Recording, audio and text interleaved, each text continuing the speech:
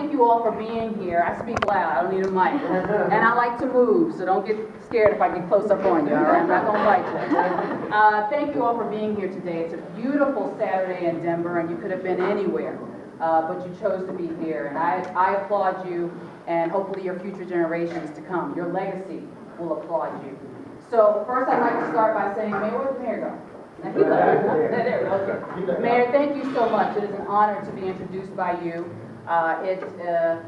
Your presence here is not only appreciated, but it helps underscore the importance of what we are doing today. We know this brother could be anywhere. There are any number of issues in Denver that need to be rectified that he is working on, but he chose to be here today.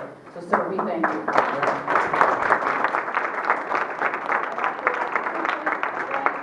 The Denver African American Commission, my fellow commissioners, and the subcommittee that has done a rocking job, spent months, countless hours, planning this event. You have done an amazing job, and I thank you for allowing me to be here and be the keynote speaker. So again, all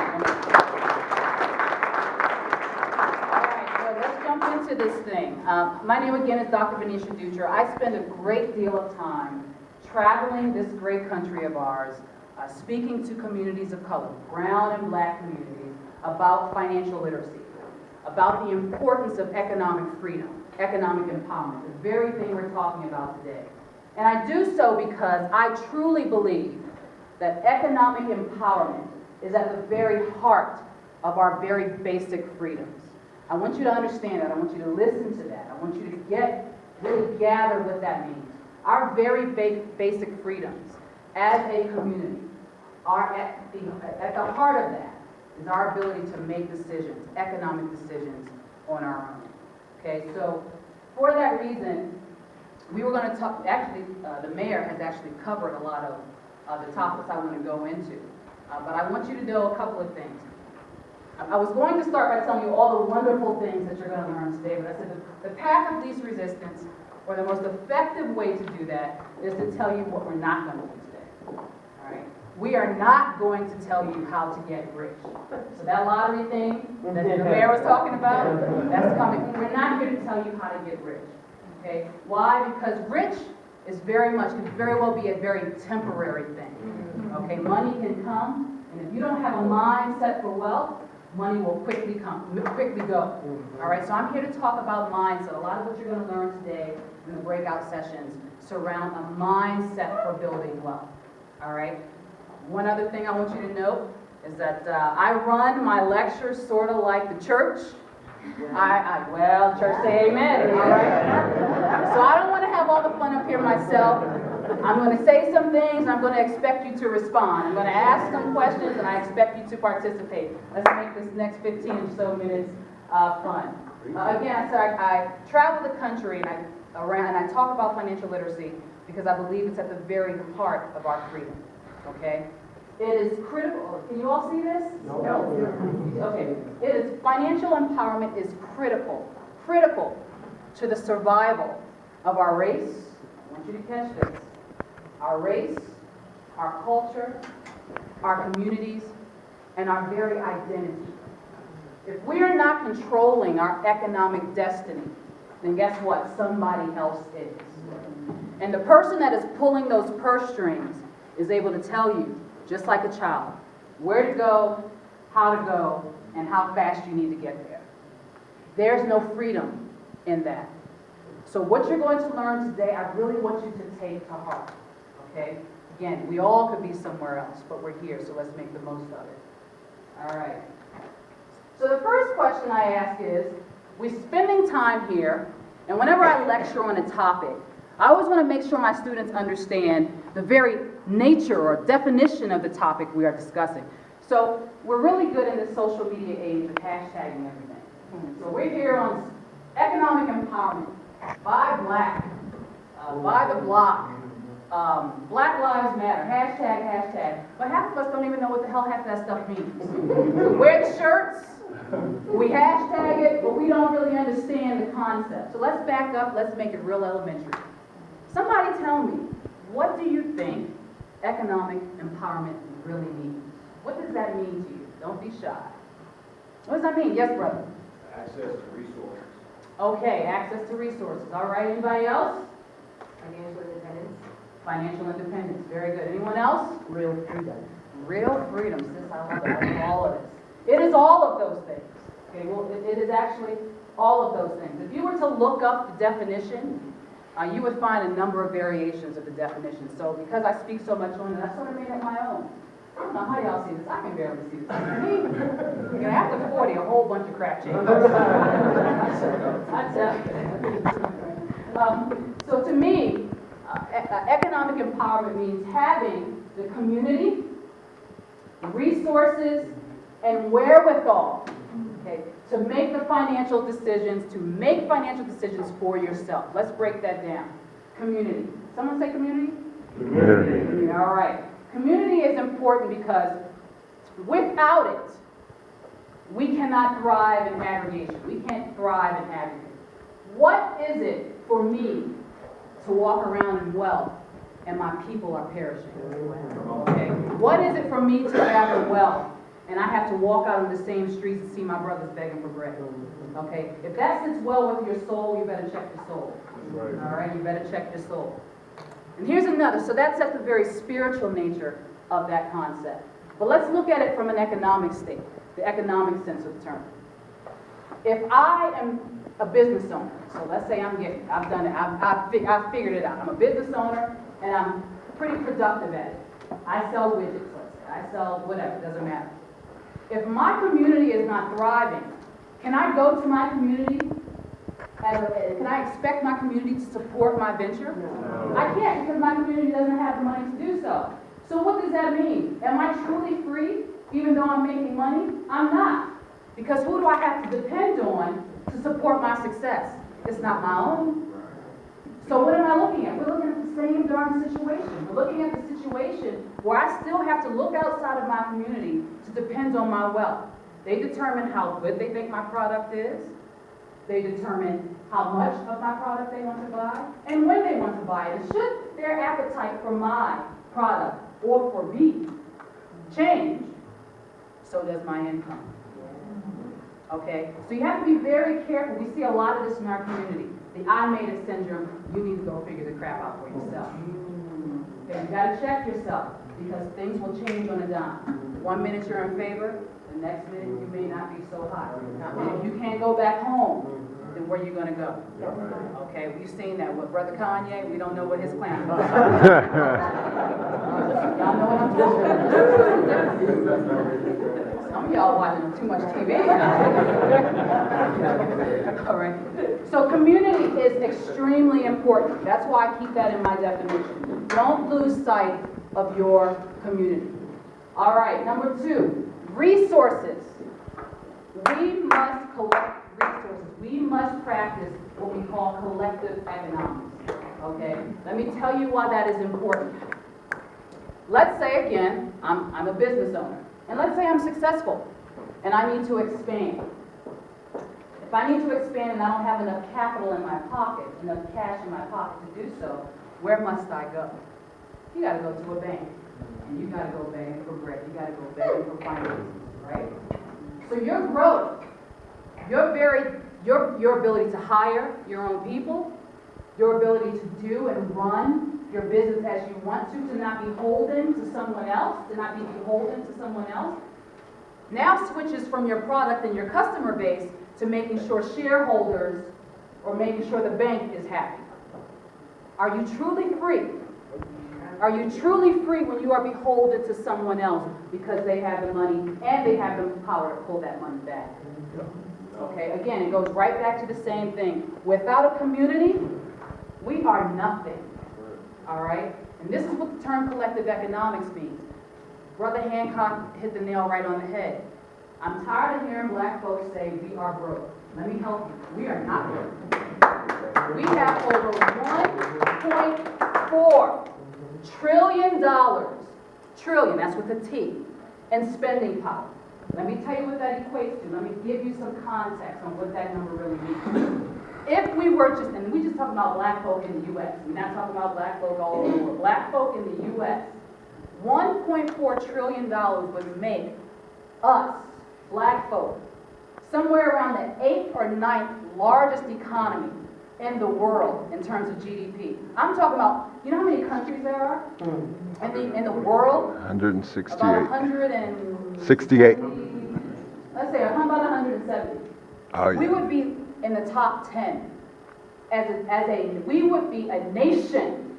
We are a nation of powerful people, and we need to walk around owning that and understanding the power of our spending. Here's another statistic that most of us don't understand, and there's power in this. We don't keep our money within our community, okay? How many of you in here are business owners? My goodness, what a blessing. That's almost half this room. Before you leave here today, everybody in here needs to know what you do. Everybody in here, you should. Don't be ashamed of it. Don't shy away from it. If you're not talking about your business, who is? Who is? So when I'm looking for a carpenter, you never said anything to me, brother, you're a carpenter. Right? I gotta know, you gotta tell me in order for me to know, to support you. All right, but back to the concept here. 1.4 trillion represents an economy. Our dollars stay in our, okay, let me break it down by four races. We broke the U.S. down to four races. We say white, we said black, Hispanic, and then we say other. Not that I'm generalizing, I don't want to lump people together, I don't want to do that disrespectfully, but that's how some of the statistics are written. Four economies. How long do you think, some of you, if you've heard me talk before, and I see some familiar people in the room, how many of you know how long the dollar we said Asian, black, white, and Hispanic. How long is the Asian dollar? On a 30-day month. How long does the Asian dollar circulate within the Asian community? Anybody know? Take a guess. Assuming a 30-day month, how long does the Asian dollar circulate? 28 days. How many? 28 days. 20, I think you said 38 days. I said, brother, you better. It's all up. You said 28 days. Very close. It's about 26, 27 days.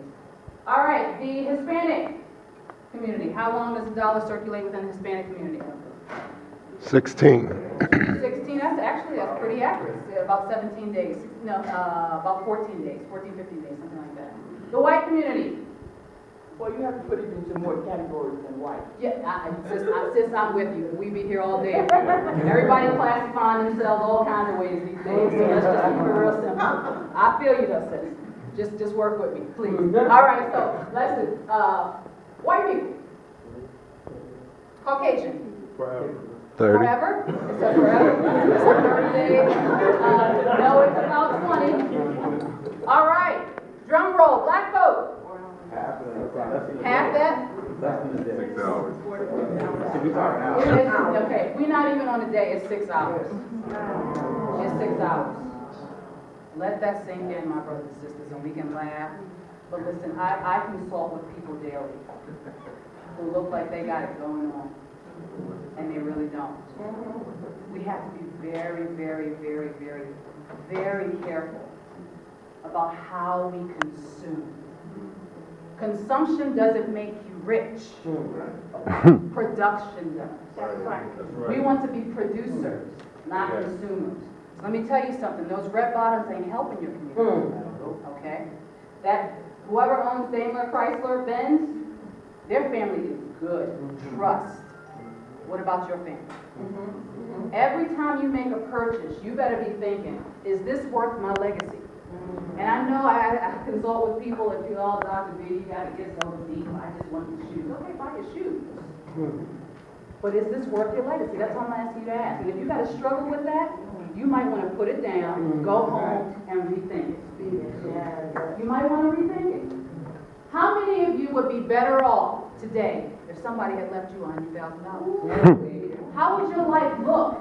How different would your life look if somebody had thought about you yesterday? And listen. We all know our history. We all know our history. It wasn't easy. Every generation we say it gets better. We know the history of our parents, and certainly our grandparents and time. But I'm just being real with you. How much better would your life look? How different would your life look? How different would your life look, guys? If someone thought about a legacy, creating legacy. If someone had said, I'm not going to consume, I'm going to keep my dollar in my community and not prosper someone else, I'm going to prosper myself. how different would your life look? That's what I want you to think about every time you consume. It really needs to go down to that micro level. It really is that serious, my people. Okay? I'm supposed to be on slide 8, not on slide 2. All right. So if you look it up, I'll get into this here, but what is economic empowerment? It is giving a group of people the means and control of their own economic destiny. We're talking about destiny here. Okay? We follow that up with the lack of economic power. So the lack of economic power refers to a people that have very little control of their economic destiny. Thus, their outcomes are largely controlled by somebody else. Does this picture look familiar? This is a sister stressed the hell out because she's trying to pay some bills. Child in the back has a job she can't stand, working with co-workers that probably could care 2 cents about her, dealing with people she don't like, stressed the heck out, and why? Because she wants to make $1 to provide for her family. Okay, but what is she doing with that $1? The statistics say she's giving it away.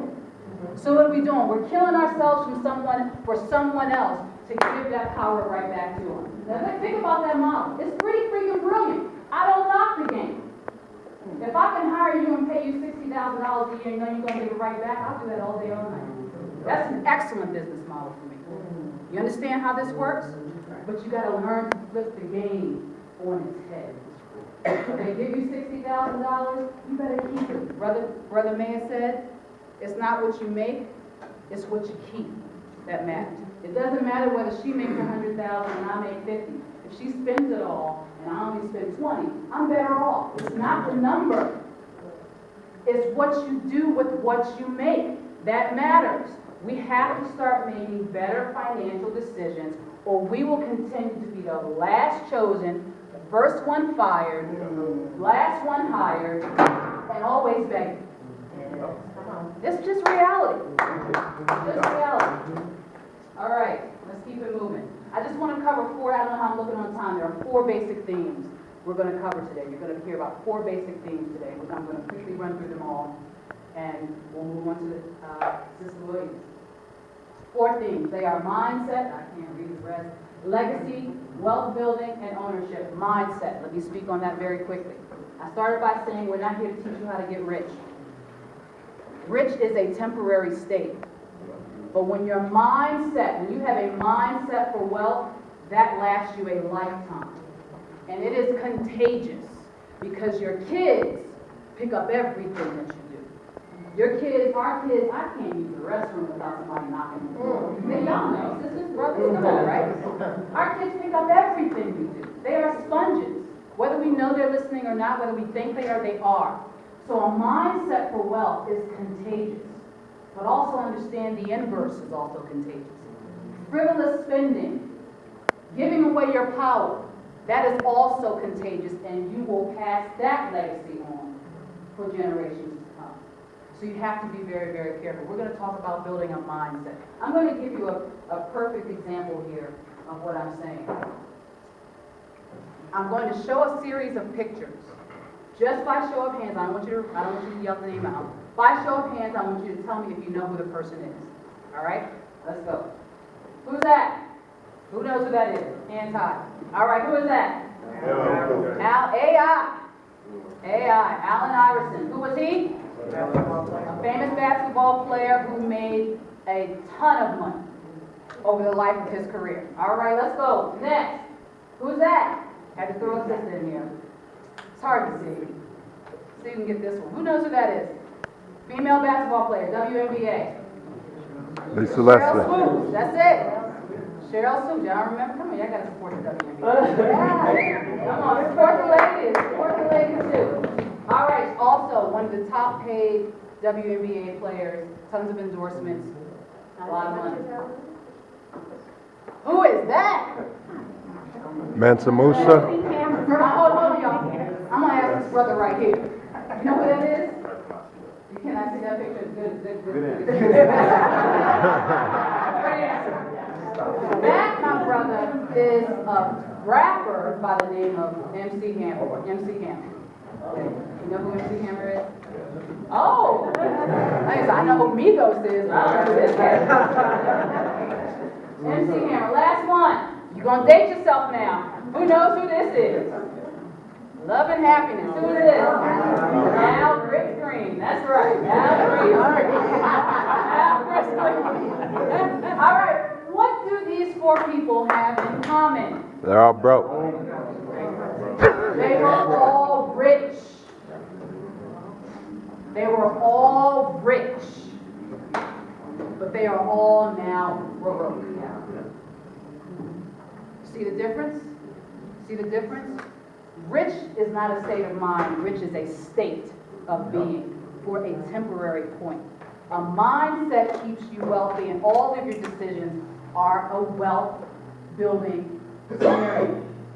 That's what you want here. All right? Swoops made a series of bad investments. She had a lot of bad people working around her who took advantage of her lack of knowledge. Of her lack of knowledge. There we go. Thank you. AI loved to travel with a huge entourage. He was spending $10,000. Okay, he filed bankruptcy, lost his house in Denver, lost his house in Atlanta. When he was supposed to be practicing, remember the famous practice. Practice. Everybody remember that? We're talking practice. We're talking practice, right? Yeah, right. So he filed bankruptcy. Okay. After bankruptcy, these were his expenses. Not before bankruptcy. After bankruptcy. $10,000 a month on clothes. $10,000 a month on groceries after bankruptcy. Okay. $10,000 a month on entertainment, and $1,000 a month on dry cleaning. He spent over $1 million on one day in Atlantic City. Lost $1 million. This is after bankruptcy. That is a lack of mindset. That represents a mindset that does not understand wealth. All right? MC Hammer, same thing. He tried to support all of California, every black person in California, travel with an entourage. Just too much. You're doing the most. Relax. Right? All right. Next thing, legacy building. What kind of time? I think I'm on legacy building. True wealth thinks beyond today. True wealth thinks beyond the moment. Again, I started with this question: how many of you would be better off if someone had left you a little chunk of change for that down payment or those closing costs, or to help Junior do whatever, or just to keep accumulating? When we think about wealth, we want to think about building a legacy so that money can be passed down for generations. Okay? Not just a mindset passed down, but with the mindset, pass me a few pennies. I'd appreciate that. Thank you very much. Right? So that's what you also want to think about. Wealth building. I already mentioned this, so we can move pretty quickly. Wealth building and wealth generation requires a mindset to be a producer, not a consumer. I don't know what that means. Okay, all right. I have to say about 2 minutes, 2-3 minutes. Wealth building needs a mindset to become a producer. If you are constantly a consumer, you are not building wealth. All right? So you must think, am I going to produce, or am I going to continually consume? And what does that mean for me and my future generations? We have to get out of this mindset that wealth or success is equated with things. That wealth and success is equated with things. Oh, I am successful because I drive this. I am successful because I live on this part of town, this side of town. I am successful because I dress in this type of way and wear this type of watch and have every latest gadget. Guess what? This is why that dollar in our community only lasts 6 hours. Because your mindset is not on producing, it is on consuming and producing an image, a false image of success when you're really struggling. I don't know how many of you in here have ever struggled, but this shit don't feel good. Okay? Let's be real. You're all adults and you're no kids, right? All right. It doesn't feel good. So why do we gravitate? Oh, no, sorry. That'll be the first and the last. No, but you gotta get it, brother. I'm so glad you are here. This brother could be anywhere. Let's give him a hand.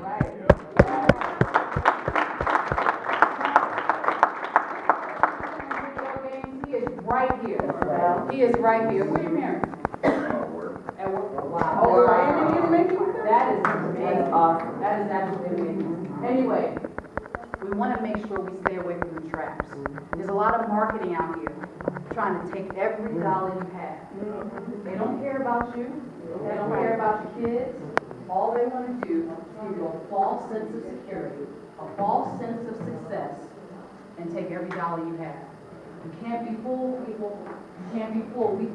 If there is one political administration that has told us and shown us that there are a lot of characters out there that don't give two craps about us, it is this one right here. All right? So we have to be wiser.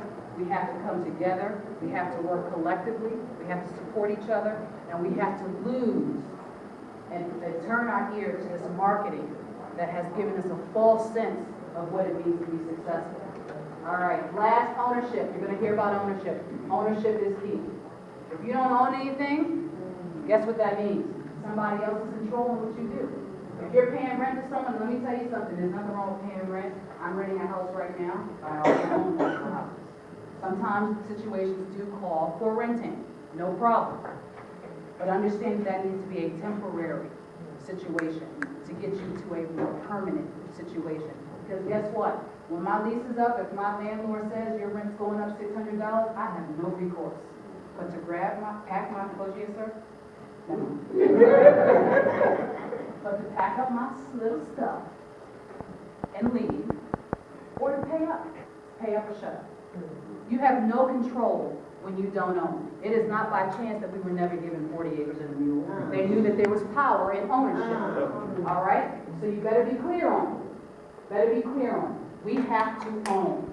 We have to work collectively. We have to own, and we have to own assets, appreciating assets, not depreciating assets. Your car is not an appreciating asset. Your car, as soon as you drive that new thing off the lot, has something 20-something% value. As soon as you drive across that lot, it has depreciated. It is no longer new. You better wrap your head around it. You better wake up. When you talk about being woke, this is what we should be talking about. I don't know what these other cats and jokers are talking about, but this is the wokeness we need to have. This right here. All right, listen, I think I've taken up all your time. I'm super excited for the families that you have.